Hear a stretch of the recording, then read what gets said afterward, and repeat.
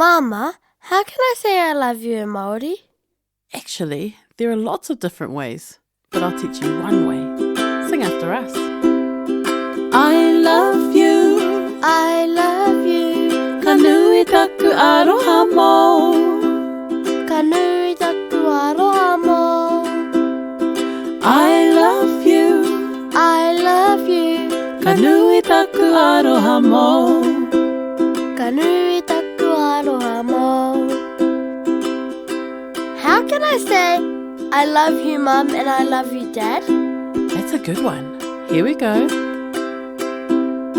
I love you, Mum. I love you, Mum. Mama ka nui toku aroha mo. Mama ka nui toku aroha mo. I love you, Dad. I love you, Dad. Papa ka nui toku aroha mo. Papa ka nui toku aroha mo. Okay, how about I love my cat and my dog? Follow after me. I love my cat. I love my cat. Ka aroha o ki taku ngeru. Ka aroha o ki taku neru. I love my dog. I love my dog. Ka aroha o ki taku kuri.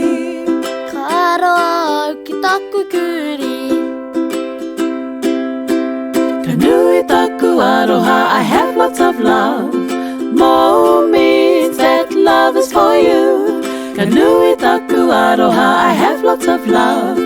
Mo means that love is for you. Alright, how about you lead this time? Okay. I love you. I love you. Ka nui taku aroha mo. Ka nui taku aroha mo. I love you. I love you. Ka nui taku aroha mo. Ka nui taku aroha mo. I love you, darling. Mama, ka nui taku aroha mo.